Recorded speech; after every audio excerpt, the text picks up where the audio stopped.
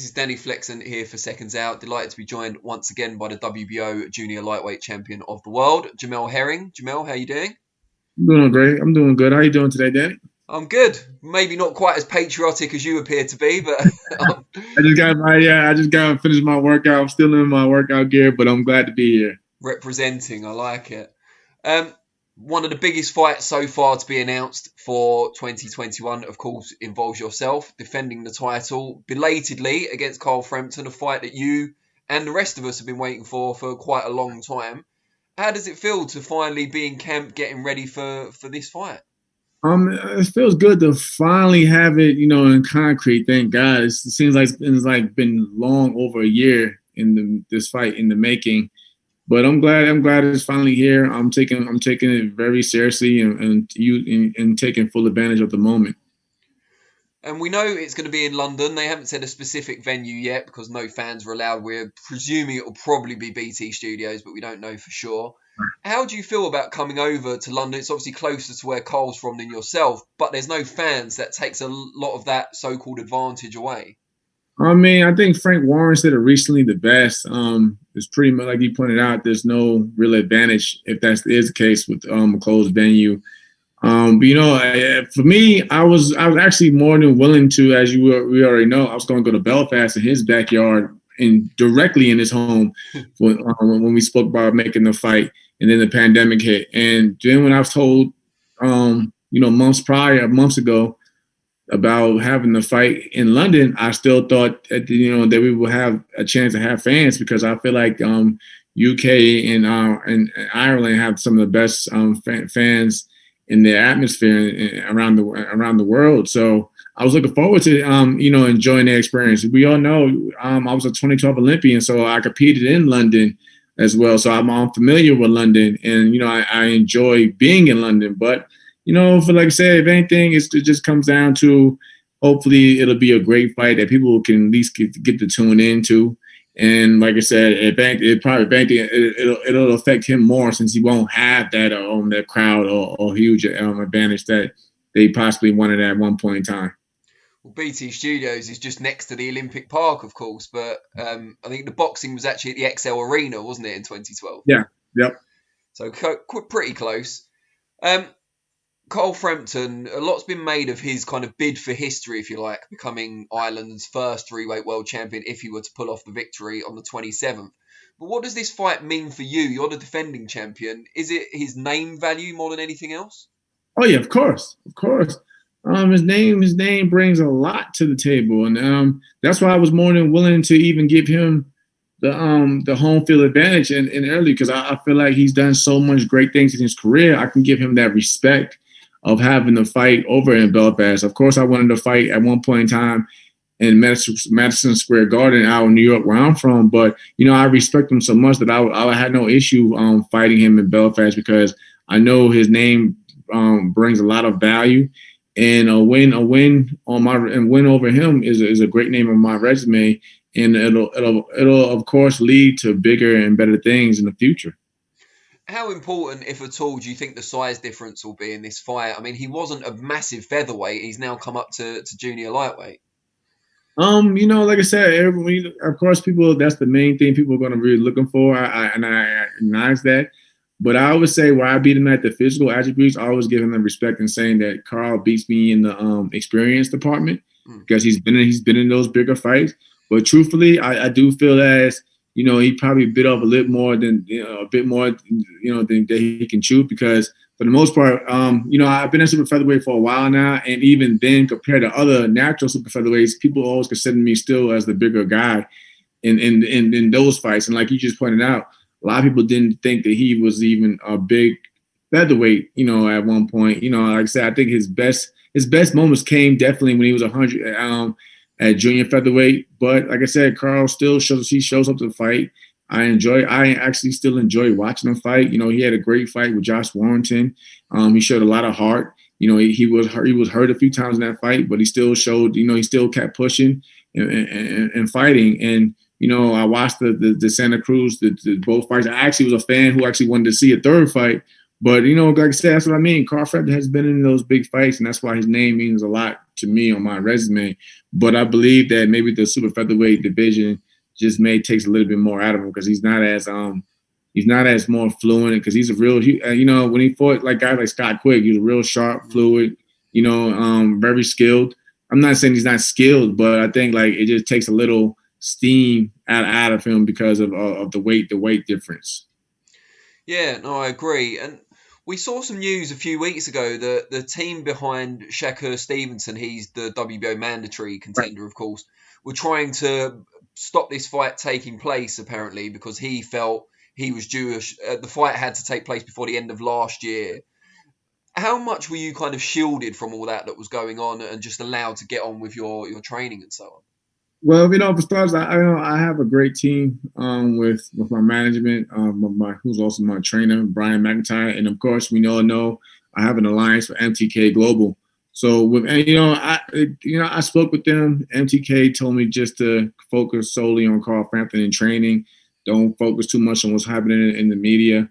Like I said, that conversation, like I said, that talk happened, of course, like it hit the media, but as you see now, you really don't hear much about, what was being pushed from that side. So like I said, I just took it with a grain of salt and just gave all my attention back to Carl Frampton, and I'm pretty sure Carl has his full attention on me as well. And I can't really speak on what his team wanted to do, but right, the fight is here, the fight is coming. And right now the people like obviously happy because like you pointed out, it's probably one of the biggest fights so far of the new year. And I'm just honored to be a part of something like that. And without kind of dwelling for too long on the subject, if everything does go your way on the 27th, is Stevenson a fight you'd like for the future, or are you looking for bigger kind of marquee attractions at this stage of your career? Well, I can't. I'm not gonna knock Shakur. Shakur's a good friend of mine. He's still a good friend of mine. So it's the business. It's business. So I can't say that I'm looking for bigger fights because Shakur, in my opinion, I believe he will be one of the best stars in the future. But right now, like they want me to focus solely on Carl Frampton. But even after this fight, MTK Global and my team gave me opportunities to look at not just at super featherweight, but at lightweight as well. So there's a chance to become for my own legacy a 2-divisional world champion. And I believe maybe being the first from Long Island to do that because we had Chris Algieri and we had the great Buddy McGirt. But I believe Buddy McGirt was a 2-time welterweight champion, and Chris had won the light welterweight title as well. But I don't think there's been a 2-divisional world champion from Long Island. And same thing goes for my Marine Corps legacy. I don't think there's ever been a 2-division Marine who's won a world champion. So I'm definitely pointing in terms of cementing my own legacy, just like as Carl's pointing out, he's trying to cement his own legacy, becoming a 3-time. Irish champion. But right now, we're going to just enjoy the moment and just focus on Frampton and see where it goes. You've intrigued me now. The opportunities presented at 135, there are only 2 world champions up there at the moment. So are we talking Haney or are we talking Lopez? I mean, you never know because we know boxing just changes landscapes like in an instance. Titles, especially with the sanctioning body, you can never pinpoint because you see how it goes. You may get, if he doesn't defend against this champion, we're going to strip him for this and things of that nature. So right now, like I said, because after this fight, I do plan on taking some time off because I want to enjoy more time with my family, of course. And during that time period of me taking time off, you never know what the landscape might look at lightweight. But there's a lot of good fights to be made up there. I respect each and every one of those guys. Teofimo is a good friend of mine as well.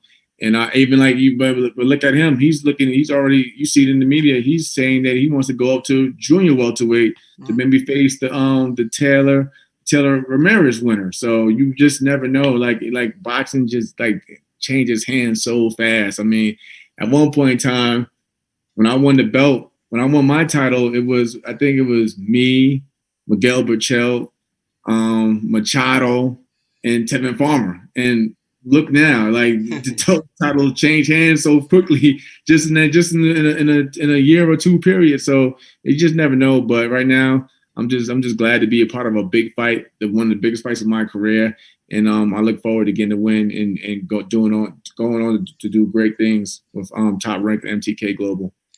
There would be a certain irony in you taking advantage of the WBO rule that says a champion at a lighter weight or a heavier weight can move up or down and get that mandatory slot straight away, because that's of course what Shakur Stevenson has done. Right. And I forgot about that. That is true. That is a good point. So yeah, that's another reason why this victory means a lot, because I have that bargaining chip. I may say with a win over Carl Frampton and keeping my title intact, I can easily just move up and automatically be the #1 contender for the title. So yeah, you definitely have to look at things like that. But right now, I'm just, like I said, I'm just happy that to even be mentioned in the big scenario. I will say that like we all know, I was not too happy with my last fight because I was still fighting COVID. I had like a 5-month training camp because the fight kept getting postponed. So my body took a lot. My body went through a lot. But now you can see it in my face. I'm like probably the best that I've been in a long time. My team is very happy. I've had Terence Crawford in my camp to help push me, which I needed, because like I said, I need somebody who's who's at upper echelons, as I may say, to get me to where he's going or where he's been at. So I went, for this fight, I take it very, very seriously. I want to give a fight that the fans will remember.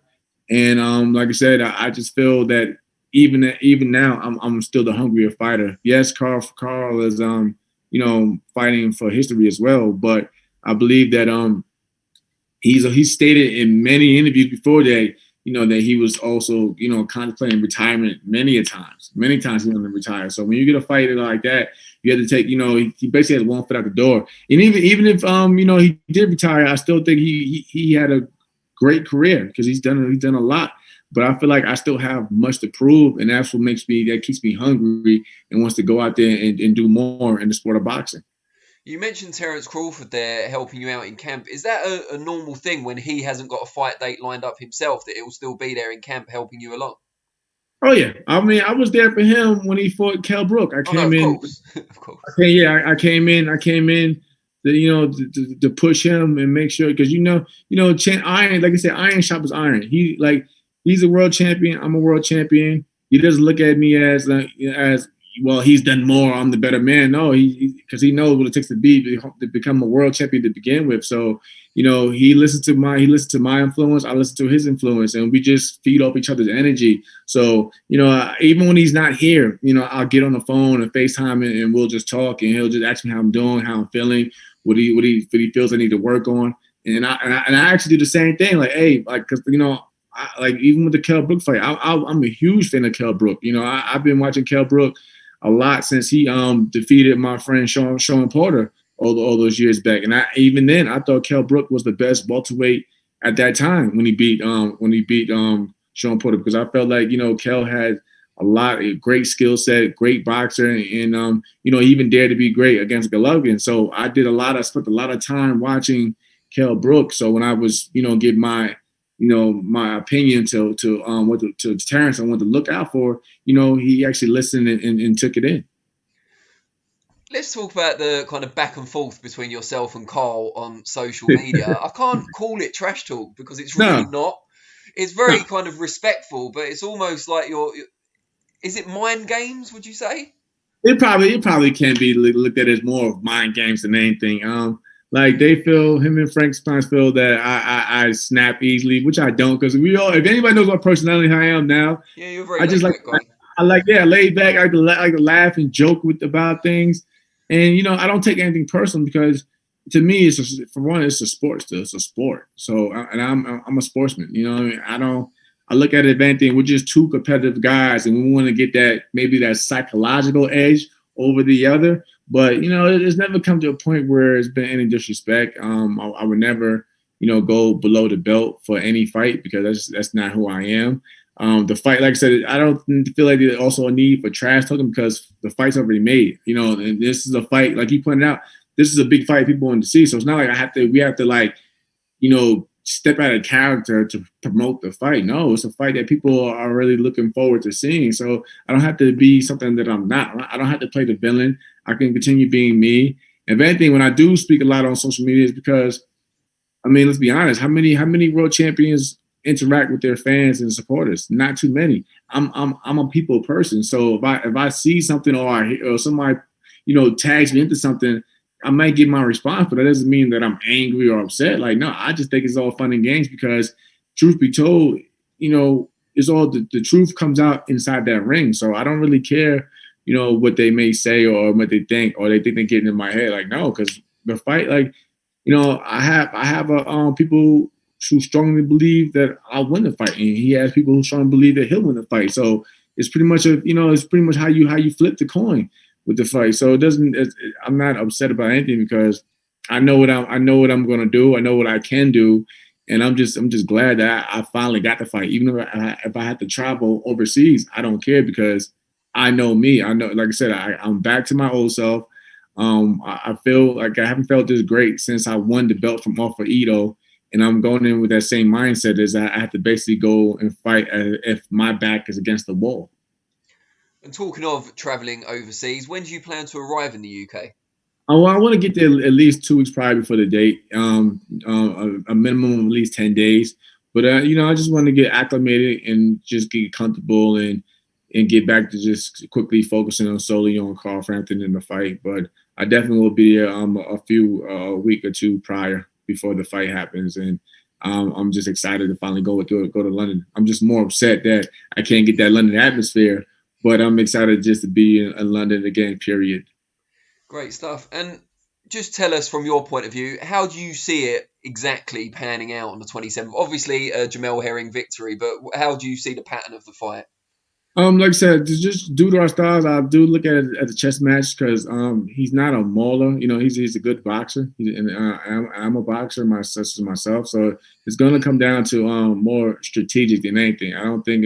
It could get to moments where it may have some inside brawling because, like I say, he's done it with Josh Warrington. He's done it with Scott Quigg. So you have to make those adjustments. But I believe also, and I'm pretty sure you do as well, that he's probably going to take a little bit more risk because of the physical attributes. So he's going to have to try to get in there. I don't think he's going to try to spend too much time outside unless he's being defensive. But like I said, it's going to be a tactical battle.